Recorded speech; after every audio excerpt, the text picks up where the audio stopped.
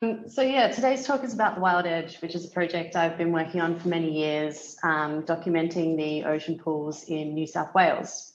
I just want to begin, because the New South Wales coast is so large, by acknowledging the many traditional owners of our coast. Our foreshores and coastlines are the ancestral lands of our state's saltwater people, and they hold a really deep connection to sea country. For thousands of years, they've inhabited our coastal areas, and they carry forward the knowledge of these places and how to care for them. I want to acknowledge them as the traditional custodians of the coast, but also that this custodianship remains unbroken to today. So thanks again to Irene for the introduction, and yeah, as I said, thanks for joining us today. The New South Wales coastline is 2,100 kilometres long. It's expansive and diverse and an inextricable part of our social fabric. Coastal processes and ecologies operate across vast spatial and temporal scales. And for millennia, the East Coast has been a place of continuous use and habitation. Today, 85% of our state's population lives within 50 kilometres of the New South Wales coastline. And within this, ocean pools are entrenched as a deeply Australian phenomenon. We have a preponderance of ocean pools along our coast, and particularly in New South Wales, where we have a greater concentration of them than anywhere else in the world. If our surroundings speak to us of who we are, ocean pools tell of our love affair with the water's edge. The number of pools we have and their presence is revealing of this deep affinity and the value that we place on the coast. Within local communities and globally, our ocean pools are incredibly iconic and well loved. They embody many of the values that we associate with the coast and all of the complex factors which converge there. In the workshop which follows this talk, we're talking specifically about ocean pools, but also in their context as a microcosm of the coast. The coast in New South Wales, as I said, is a deep part of our social, cultural, economic and environmental landscape. Drawn to the water's edge, it's a place where we converge and reside. And this attraction creates a concentration of intense human activity, which puts us at risk of loving our coast to death. So how can we continue to inhabit a space which is characterised by constant change? And in the face of climate change, how can we inhabit a space which is set to go through a period of significant adaptation? How can we maintain the character of the coast and our deep connection to this unique landscape? So today we'll look to a unique collection of structures which give insight into this, New South Wales ocean pools.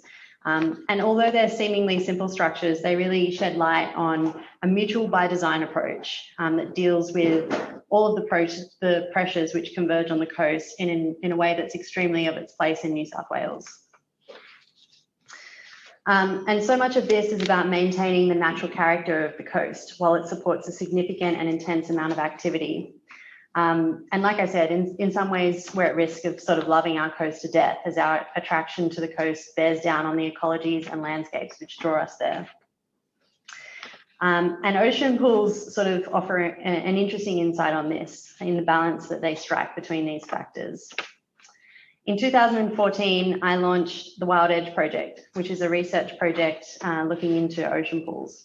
And through the project, I mapped all of New South Wales pools, which number 60 in total, and created a framework for understanding this typology. And the catalyst for this was really on the back of the prospect of climate change and how it really affects our coastline.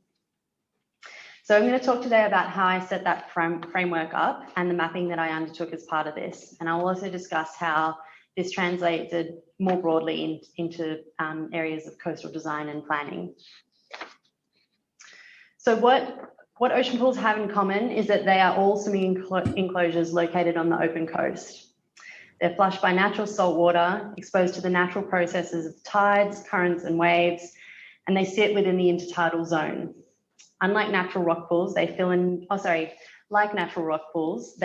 drain on the tides to retain a body of water.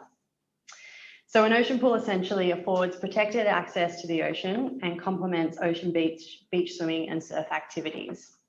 They're typically simple structures in contrast to a conventional swimming pool or aquatic centre.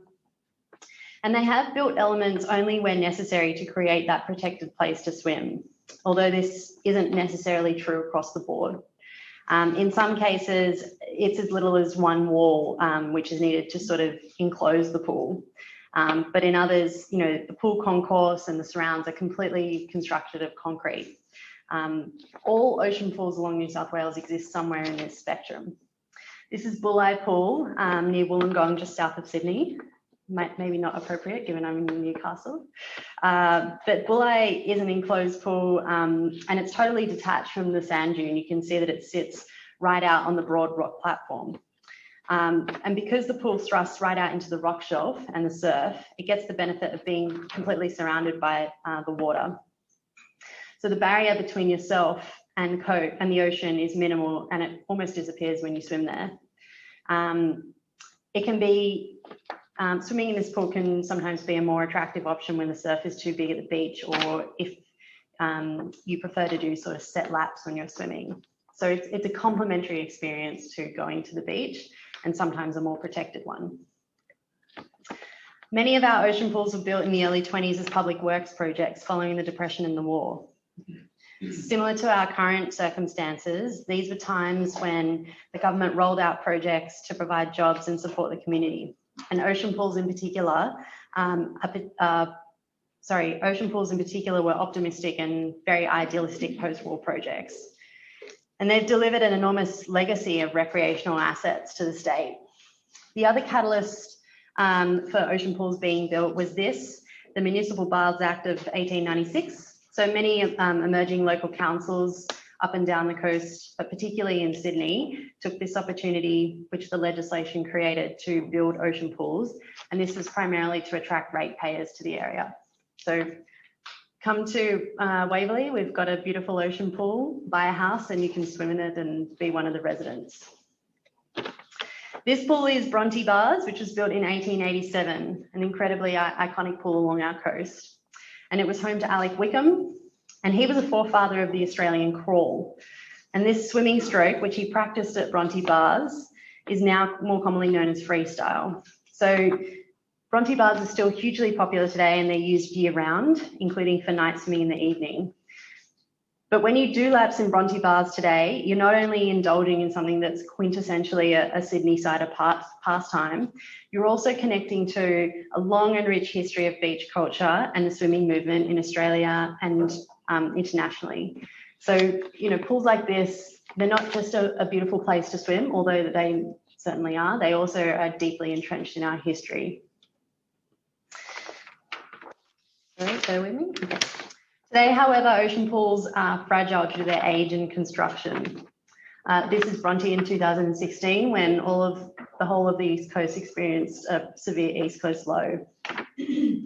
Located where they are, ocean pools bear the full brunt of the elements. And in addition to this, climate change has become a very real prospect along our coast. We have increasingly experienced damaging East Coast lows in New South Wales, and more recently, coastal inundation from floods, which is what we saw in Port Macquarie about a month ago. So poised as they are, at the very edge of our shores, our ocean pools are the canary in the coal mine in some ways. They'll be at the forefront of coastal impacts as we adapt to new and severe weather patterns. And these were the issues and the catalyst to ask what the future of ocean pools should look like in New South Wales. And the idea behind this project was to provide sufficient information for us as a whole community to answer that question. So key to understanding this is, what are ocean pools and why are they so highly valued by the community? What is it we love about them if we are to retain them? And how do we sort of create an evidence base of this? Because as we all know, as practitioners in the built environment, it's not as simple as just saying, we love it, what's the problem? We have actual formal frameworks by which we do this. So to understand and document them, I created my own framework based on analysis of the existing context around ocean pools. And broadly, this encompasses the natural and built environment. So what are the key characteristics of ocean pools? And then the social and community values. What does the community value about these characteristics? And the objective is to understand what the community values and how this sort of plays out in the built form, siting and materiality of the pools. In other words, how's the context informed the architecture and the siting of these structures? So I'll speak about this in two parts. Firstly, about the mapping of the natural and built environment. To map the characteristics, I required survey information of each ocean pool in New South Wales. So this canvassed the 60 ocean pools along the open coast of New South Wales and stretched 2,100 kilometres of coastline.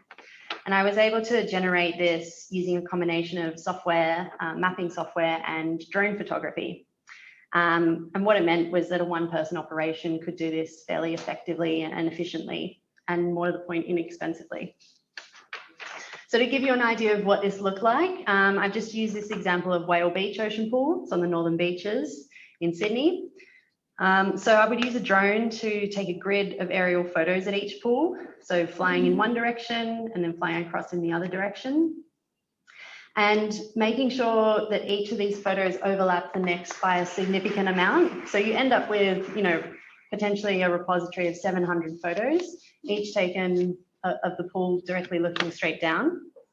And because each photo overlaps the next, the software can find spatial information within this photography. And basically, it's a process of trigonometry en masse to create an actual model out of the photos that you're taking. So to give you an understanding of that, and I will just bring our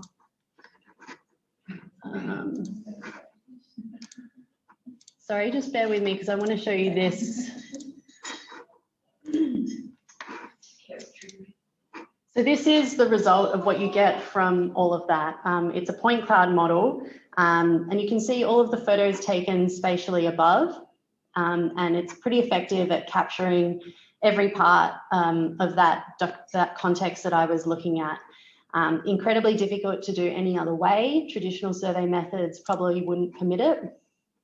But incredibly useful for people in the built environment to understand what's happening with these pools, how do they relate to their context, and how do they relate to the water, which is kind of the most critical part of that.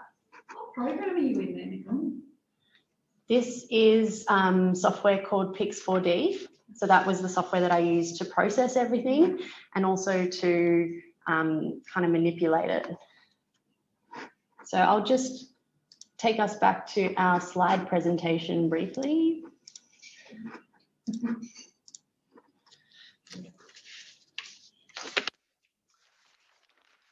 So as I said, it's a cluster of points which becomes a point cloud.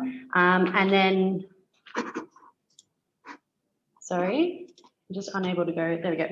It's a cluster of points which gives us that spatial information that as architects and designers, we need to start understanding those built characteristics. And that was data that was collected for each of the ocean pools in New South Wales.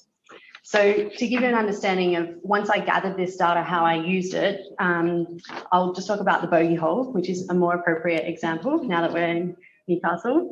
So this is the model of the bogey hole sort of taken when conditions were a little bit more calm. And basically we cut a section through it, and it allows us to do some analysis plotting the tide lines. So we've got the mean low water spring, the mean high water spring, and then the wall crest. And the reason that all this analysis is incredibly useful is that the wall height of the pool is so incredibly important to how the pool functions.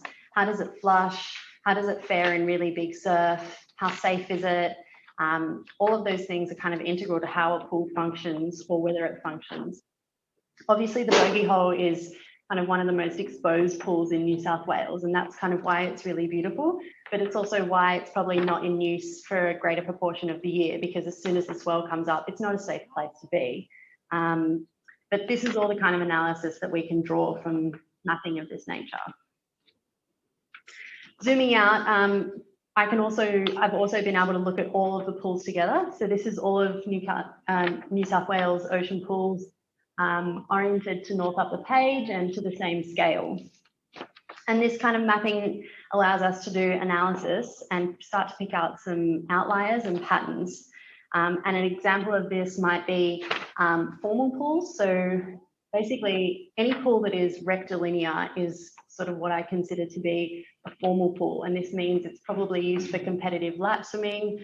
It's usually of a length of 20, 25 or 30 metres, and it's rectilinear so that you get as many lanes as possible in there.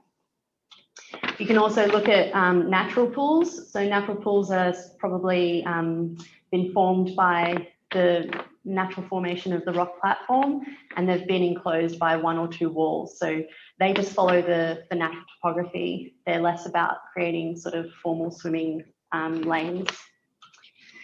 And this documentation kind of catalogued all those key characteristics as a whole typology. So the other thing that's important about this is it's one thing to look at one or two pools or even all of the pools in the Northern Beaches together, but to look at all of the pools across the entire New South Wales coast starts to draw on a much bigger body of documentation, and it starts to draw together the pools as something that refers to the whole coast, which is an enormous spatial area to map.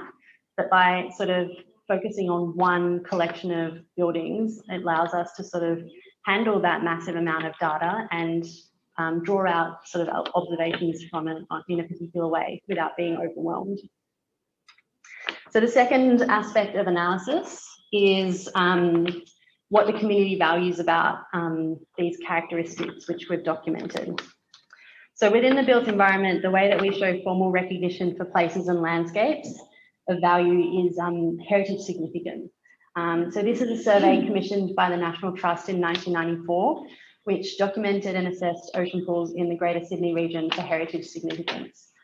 So they didn't cover the entire New South Wales coast, but fortunately 50% of our ocean and harbour pools sort of fall within the Greater Sydney region anyway. So their scope was pretty good nonetheless. So drawing on the records in part in this document and all of the successful heritage listings that came from it, we can really distill the value that we place on ocean pools kind of by looking at common areas of significance, which were attributed to each of them. So each of the heritage listings, when I looked through them, there was a common thread where they placed an emphasis on the intrinsic natural beauty of the coast, significant geological features, and scenic vistas or areas of highest aesthetic value. So an example is, Bronte Ocean Pool, that's got local heritage listing, and the kinds of things that you pick up in that is, the natural beauty of the coastline, the views, the way that people can sort of connect to it. Bronte, of course, as I mentioned, has an incredible connection to the history of the swimming movement in Australia and internationally. So some of them do have, of course, an entire cultural and heritage aspect to them, but the common thread throughout all of them is sort of the aesthetic beauty. So in essence, throughout all of the pools, the significance of them was all about sort of the connection they provide with the natural coastal landscape.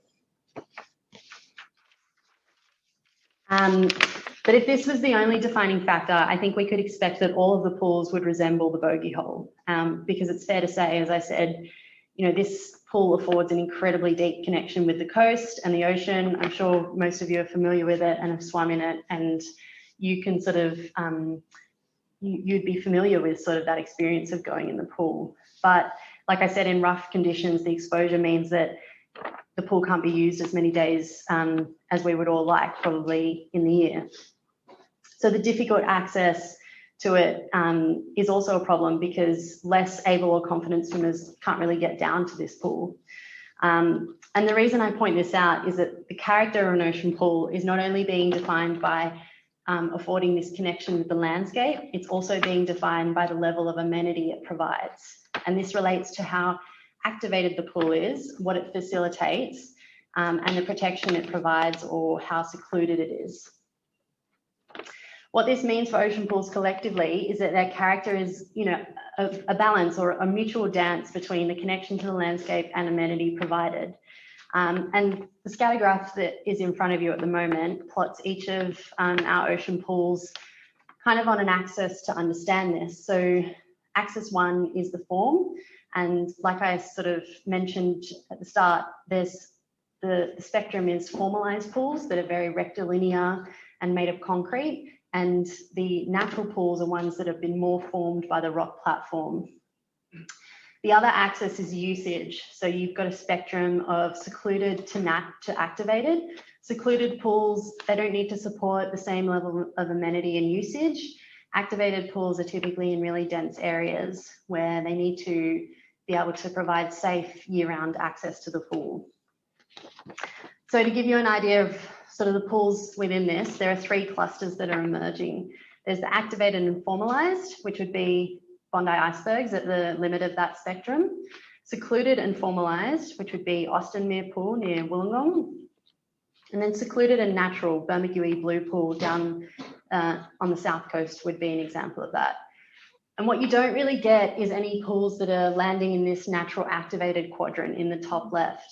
And the reason that you don't is because, as I just mentioned, those pools that are incredibly natural and secluded, they just can't support the same level of usage that, you know, Bondi icebergs would be providing every single day.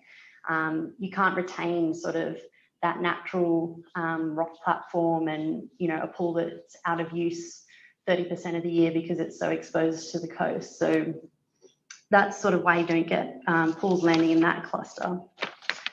But I want to pick up on Bermagui Blue Pool and icebergs because they're the 2 ends of that spectrum that I was talking about. And together they're also 2 of our most iconic pools, and both of them have been heritage listed. So they're quite different in the way that they're constructed and how they're used. Bermagui is on a town in regional southern New South Wales, whereas icebergs serves one of the most densely populated and iconic suburbs in beach suburbs in the world. But for anyone who's swum in these pools, and I have, both of them provide a connection to the coast in their own way. And there's a kind of mutual by design aspect, which I mentioned, that sort of deals with this. They're both grappling with the need to provide protected swimming areas but you know, this doesn't preclude the pools from being built by any sense. They kind of have manifested in different ways to respond to this in a very contextual way that's unique to the landscape and the usage. Kiama Harbour is another interesting example where they have pools on 2 ends of the spectrum, but they're clustered together and complementary. So to the north is the Pheasant Point Pool, and to the south is the Blowhole Pool. So looking at them together, Pheasant Point is on the left and the Blowhole is on the right. So Pheasant Point is one of the pools that I would consider formal. It's got that 50-metre length. Most of it is constructed and it's quite protected from the swell. Blowhole Point on the right-hand side is more exposed. It's more about leisure and recreation swimming, and it does bear the full brunt of sort of the surf when it comes through. So what's interesting about these is, you know, I guess the case is what kind of pool should we have into the future? And something that's interesting is that there could be an opportunity for complementary pools such as this. So, you know, these pools are located on an opposite harbour, but they're complementary and they create a much richer and diverse offering. So both sort of facilitate varying abilities and confidence levels in terms of the people who are swimming there. They attract locals and visitors separately. So Pheasant Point typically gets more tourists and the locals go to Blowhole Point. They can also facilitate athletes or people in rehabilitation or lap swimmers or people who are looking to explore and do snorkeling. So together, they're kind of the ultimate offering because they're complementary. And these are scale drawings of them, so you can sort of compare the size and exposure and orientation. But looking to the future, where do ocean pools fit within contemporary practice? So basically all of the documentation that I did and the mapping was all about trying to answer this question. And like I said, equipping the community with the data they need to sort of answer it in a really considered way. And in part, like I said, ocean pools are sort of a platform for answering that question on a much broader spectrum because they can sort of be extrapolated to talk about the coast more broadly. When I think about sort of the future of ocean pools, it seems like an incredibly challenging prospect in my mind. There's the short-term considerations of conserving the pools we have, and then the long-term prospects of having to relocate or possibly rebuild new pools. And key to this is that mutual by design approach, which I think ocean pools do in a really beautiful way. They're kind of the only examples where we're bold enough to sort of build something along our coast in Australia. It's otherwise an incredibly sacred and natural space. Two contemporary precedents that I think start to touch on this mutual by design approach are Teresa Muller's Punta Pita. This is on the coast in Chile. Really beautiful landscape architect who has done an incredibly sensitive intervention. This was a part of the coast that was not traversable, but it was also incredibly valued for its scenic qualities. So the intervention that she's put in there, they've used the materiality is from the same rock platform. Interventions have only been done where there's parts that you can't walk through. So parts where you could get access across the rock platform have been left natural.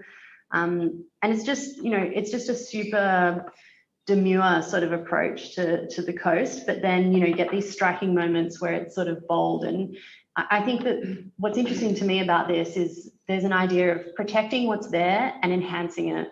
So I think everyone understands what it means to protect the natural environment, but what's more difficult is how you enhance it. And particularly for us as architects, that's our domain, and that's where we can really add value. And I think that's where we think on this higher order about how to do that in a way that's still sensitive. The other project I want to draw your attention to is Alvaro Caesar's Leca del Palmeira in Portugal. So actually this project was the inspiration for thermal valves. So Peter Zumthor came to Portugal, saw the pools, and was sort of inspired to take some of these ideas and apply them in his future projects. And you can see relations to that with the long linear change rooms and this transitionary experience from urban to natural. And I think this project's quite interesting because Caesar hasn't been scared to sort of put these bold, huge blade walls out into the coast, but he's also been incredibly sensitive about the rock platform and all of the qualities that are going on there. So I think these projects really go to the heart of that mutual by design idea and how to do something that's protecting the aesthetics of the coast and enhancing them. But as I said, just to wrap up, ocean pools are really the canary in the coal mine. But they're also kind of these unique landmarks of our affinity with the coast. And during the workshop later today, we'll be talking about an idea of deep sustainability. And ocean pools in some way have been really successful at that because they garner so much love. And deep sustainability is the concept of if people love something, they'll care for it.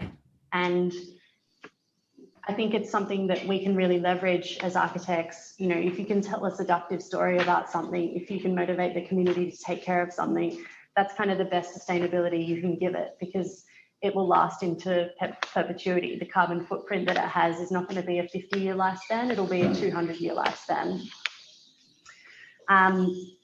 So I think, as practitioners, we're all kind of thinking about, and particularly the studio that you're working on, is about grappling with the changes to the coast. And I'm interested in how we can draw on ocean pools for insights on how to deal with this more broadly in a way that's of its place in New South Wales and unique to the deep cultural affinity we have with the coast. And something that's mutually designed to maintain the character of the coast will be a really significant part of this. That's it. Thanks very much for joining me for today's talk. Can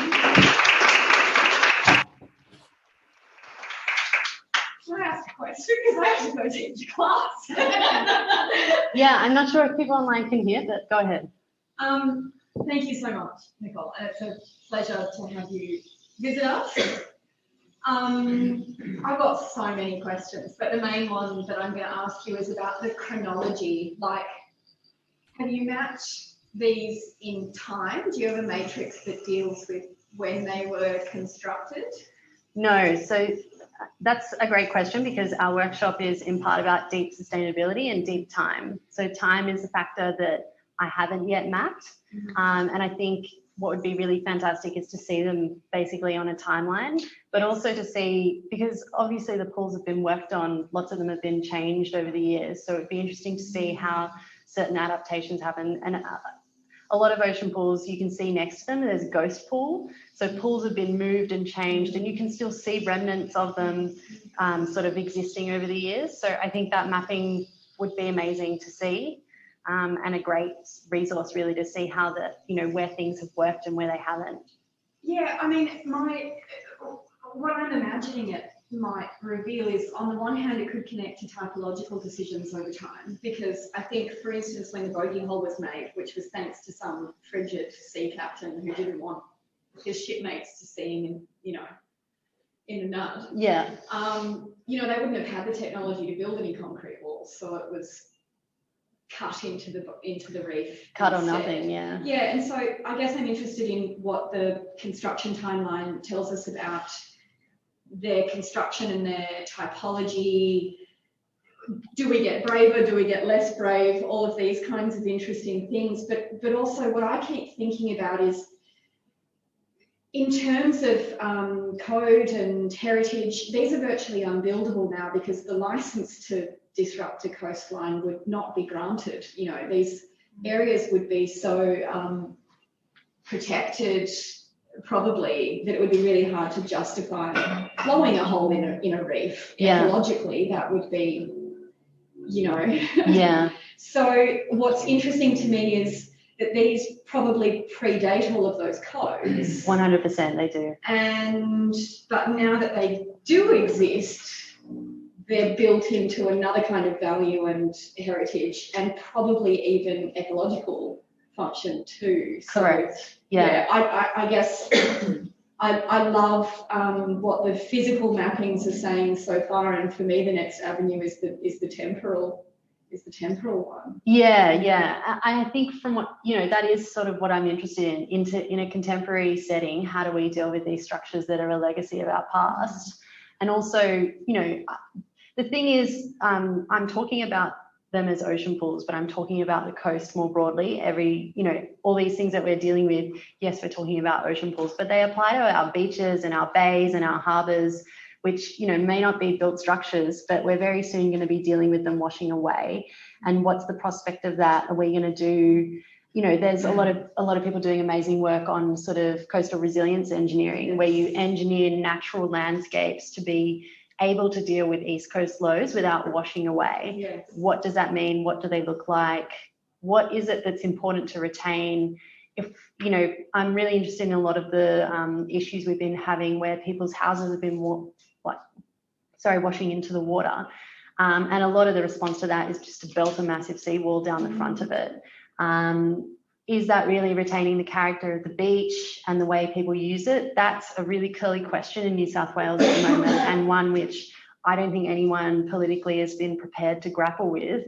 But that's in part because there's no better alternative. So, if we have to build in these spaces, what's the best way to do it? What do these values mean, and how do we retain them? And, it's actually nothing to do with heritage, which looks at past. It's about current and future values.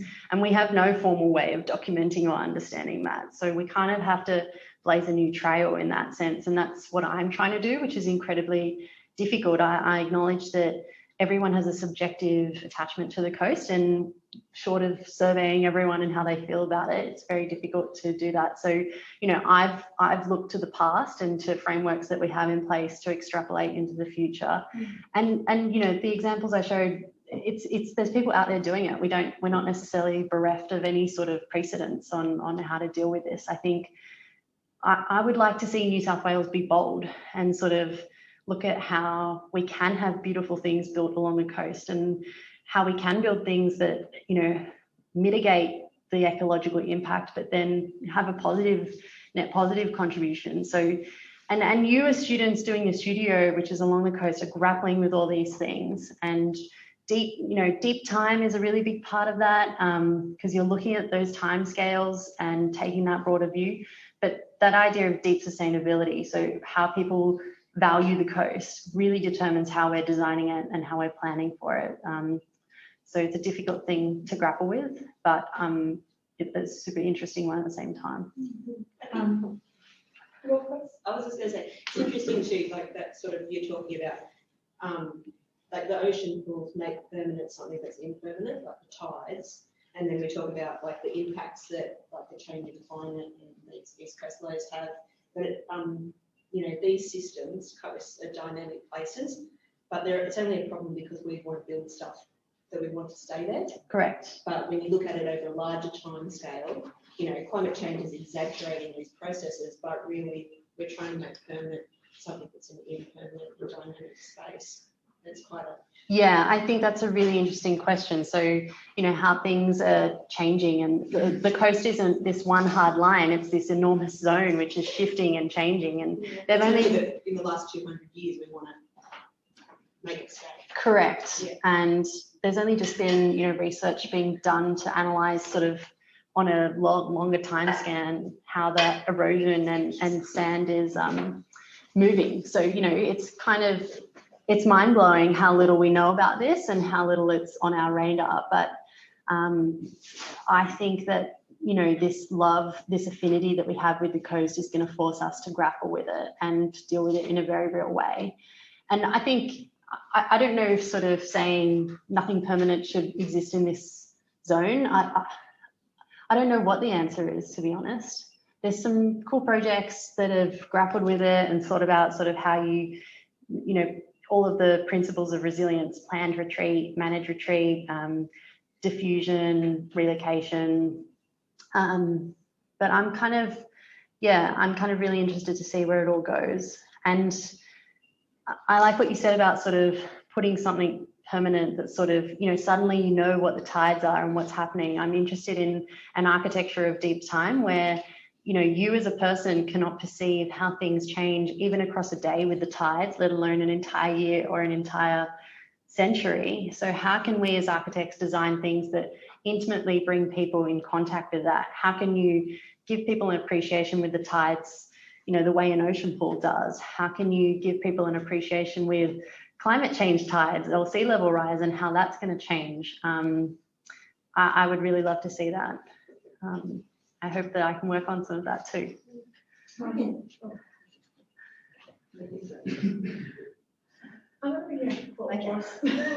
so interested from someone who's come from landscape architecture and public space, being able to articulate and kind of give a toolkit on how to make sure these don't get stuffed up, right? So who are the owners? How does this series of spaces celebrate kind of common language about amenity, and similar to a park in a city where there's a maintenance and regime of care invested. How do these work? Are these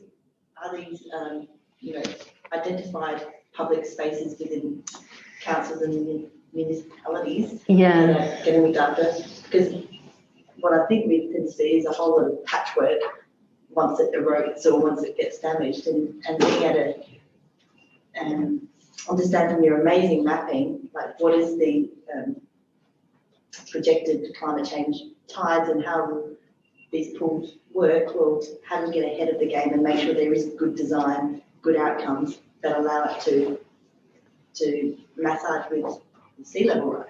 I don't know. Yeah, well, you and I should probably have a chat about it because it's hours worth. But in summary, I'm sort of trying to be at the forefront of that, talking to councils, talking to asset managers, figuring out how they're dealing with it. And a lot of it is patchy it's not patchy by default, it's quite deliberate. Councils get so much backlash whenever they try and touch these pools. And to have to go to a community and deal with, guys, how are we going to relocate our ocean pool because we want to be proactive with sea level rise? It's just too much for so many councils. There's councils in South at the moment, their community off their own bat have got together a proposal to say we want to restore our ocean pool, and council has said, look guys, it's going to go under in 50 years. Why would we put all that infrastructure spending on something that we ultimately will have to just, you know. That's really, applying kind of smart design to that and going, okay, there may be a degree of redundant investment. However, the 50 years of public amenity and community and well-being and ecology that we can support is actually quantitatively this. Yeah, so it's just putting these frameworks together to have that really articulated conversation. You know, a community group who like are just volunteering their time, it's hard to expect them to sort of be able to do it. So I'm trying to work with community groups to give them all of that, to give them sort of the rigor that they need to have those really robust conversations, because it's incredibly hard otherwise. But I'm really interested in the point that you have on sort of patching the asset management that happens to them and how that is patchy and what people think is, you know, important in terms of heritage. Like I know Heritage New South Wales are often pushing councils to do, like they want the concrete finish to be incredibly rough and sort of aggregating, and that's really bad because it has algae accumulation on the places where you're going to slip over. So, and it also doesn't make sense. Like I think if you're going to have to do something new, then it should be clearly read as a contemporary part of construction. And let's talk. Let's talk. Let's talk, because you know everyone. We're up this week. Yeah, me and my manager help cover this end of it. But what I find, I was at a community consultation last night. Unless it's really quite black and white, what the aim is of the presentation and what that means, can make a big difference to the impact of the input that you receive. Yes. It's a little vague. It's like, oh, touchy feely, I really love my village. Versus, no, you have a voice in actually really making sure that this stuff is kind of mandated in the care that we take into the next 50 years. Yeah, and that's a different investment. Yeah, I think that's a good lesson for sort of everyone here, that concept we're going to talk about later about sort of deep sustainability, about sort of getting people to love the asset, getting people to have an informed decision about it. It's such an important part. I think as architects, we're sometimes guilty of just talking to architects and other designers. We need to be able to have a broader conversation if we're serious about sustainability and we really want sort of things to have a longer lifespan. I think with that asset part of it, like they're extremely expensive to maintain for councils because they're exposed to the elements. They're getting towards the end of their life cycle, but they are open to the public. Like you don't pay to go there, so they're like resource intensive for the council, and yet they're very own. Like they've got that very strong sense of ownership for that local community. Often a very affluent community because they're on that edge. They're in that belt of people with, I guess, high incomes and high status, and so they're very protective and proactive. And yet, when you contrast them with community pools that are often put in lower socioeconomic things, and yet you have to pay to access those. So I think it's really interesting, the ocean pool, and it's that idea of egalitarianism, but yet it sort of contrasts council assets and council pools and access to swimming. I'm interested. Back in the day in the 20s, the public works documents were actually a better way of managing public assets. Than what we've got these days. I'm interested on that point. Governance, I don't want to get too much off the topic of our workshop, but governance is really interesting to me. And I've been meeting with sort of the few ocean pools which are not sort of looked after by local councils. So that's Wiley's and McIver's, and they are paid entry and they're managed by community trusts, and sort of seeing how they work, because I think, this particular group I talked about down south who have been knocked back by council, they're sort of like, well, if we're not going to wait for council to sort of give us the solution, how can we have our own agency in this? And I think that's kind of interesting as well. And the reason that they're getting knocked back is because they're one of the lower resourced councils. They just don't have the money to do it. So yeah, it's lots of really curly questions and really complex things, and it's nothing new. I think that all of these issues, you can look back through historical records and people have been sort of grappling with governance and public money and public assets and maintaining things for 100 years. It's just that we're really forced to deal with it in the prospect of sea level rise, which, it might be a good thing and it might be a bad thing. Thank you very much. Any questions? Do you have any questions before the workshop? Are these your photos? They are. All of them.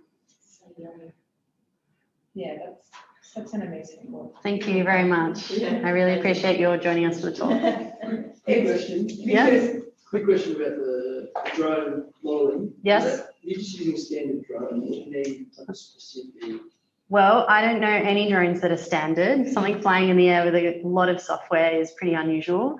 The particular software I used and hardware was a DJI Mavic, and the software was Pix 4D software, which was specific for the project I wanted to do.